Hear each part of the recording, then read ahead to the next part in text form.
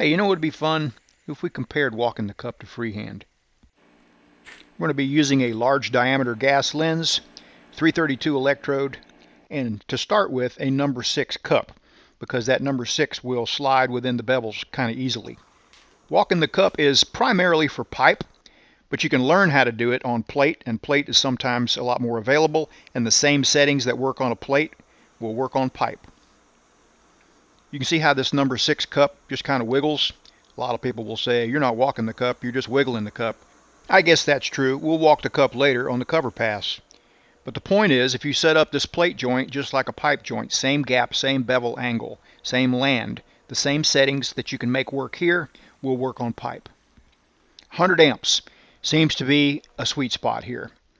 I've seen guys go up to 120 or hotter and just go fast, but you got to be on your game to do that. 100 amps is a good place to start.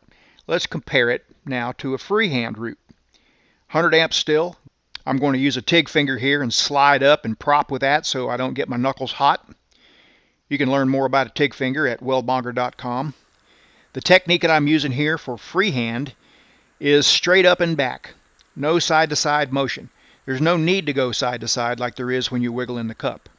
And that'll keep the heat focused. It'll keep the arc forced, punched on the tip of that rod, and push it through just a little bit further. Get just a little bit more reinforcement like this. At least that's been my experience. Again, this is in preparation for learning how to weld pipe. Put a root pass in pipe. All right, now before you put a hot pass in, it's a good idea to let it cool to where it's just warm to the touch. If you fire right back on it, the chances of you sucking back are a lot greater. I only turned the machine up 10 amps. You might find that you can go hotter than that on a hot pass, but you can also risk melting through, sucking back, screwing up the good root pass you just put in there. So I like to just go up a little bit. Sometimes I'll leave it the same for the root pass and the hot pass. After the hot pass, you can kind of pour the coal to it, but it makes sense to me to kind of take it easy on the hot pass. Now I'm kind of walking the cup. It's akin to walking a 55-gallon drum across the shop floor. And it just progresses you forward in a nice even pattern. It's a little bit more consistent usually than freehanding, but there's a place for both. I'll walk the cup whenever I can, but I'll freehand in a skinny minute. And so now we're going to do the same thing on the bottom half, same amperage, doing the freehand technique for the hot pass. I've got the multi-layer side of the TIG finger against the hot metal, so I can just kind of scoot up there, lightly propping, and be fairly steady, propping right next to the weld. I'm kind of mimicking what goes on when you walk the cup. I'm just doing a little Z-weave, just wide enough to wash into the bevel, trying not to eat up the bevel, the edge, so I can have a kind of a straight line to go by for the next pass. That's kind of the aim anyway.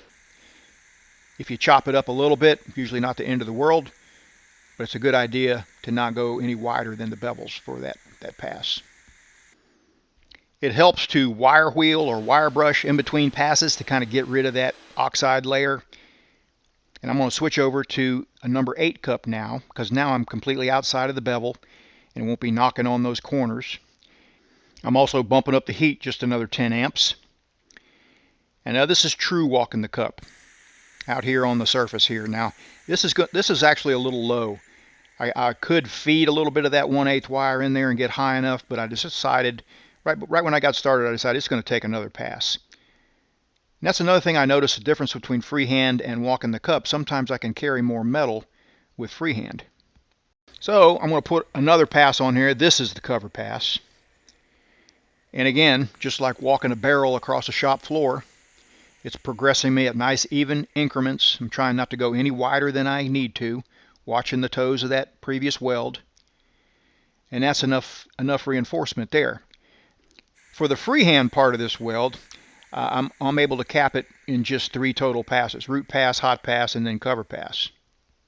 But I'm still kind of trying to mimic the same action as walking the cup. Now the reason you would freehand instead of walk the cup is usually because there's stuff in the way and you don't have room to manipulate that torch around like you have to when you're walking the cup. There are certain jobs that I've been on actually that really discourage walking the cup. Who knows why? Now with that TIG finger on there, I can prop, I can hang in there, not get hot. shine it all up, and the freehand doesn't look tremendously different than the walk in the cup. I need to practice either way. You can hardly notice any difference on the root side from one to another. Like I mentioned, the same settings you can get to work on a plate, as long as you're using the same bevel, the same gap and everything, will also work on pipe. This is a 4-inch pipe in the 2G position. I'm using right at 100 amps here, just like I was on the vertical uphill on that plate, because the thickness is roughly the same, the gap is the same, the land is the same, and the bevels are the same. That's the key. This hot pass, 110 amps, just like the plate, going in there pretty good. And once again, I could probably go hotter, but you do risk suck back if you go too hot, especially if there is something in the way and you get hung up for a minute and you can't travel as fast as you want to. Sometimes it just makes sense to not get carried away until you get that hot pass in. Then you can kind of increase the heat and pick up your speed and get the thing done. Funny enough, those same exact settings worked on this 6G 2-inch Schedule 80 test. I've got a full video on this from root to cover pass. My good friend Andrew Carden came and helped me film this. He did the welding while I filmed. He did an awesome job. Anybody taking a 6G test would do well to watch this. I think it'll really increase your chances of passing that test. This root went in there just right at 100 amps. In fact, for this one, we didn't even turn it up. We kept it at 100 amps for the hot pass. Went nice and slow. And that's because with a 6G test, you're always repositioning your body, and you're going to go a little bit slower. So if you run too hot on the hot pass and you get hung up just a little bit, you could have problems. You can learn more about a TIG finger and a TIG finger XL at weldmonger.com. The link will be in the description.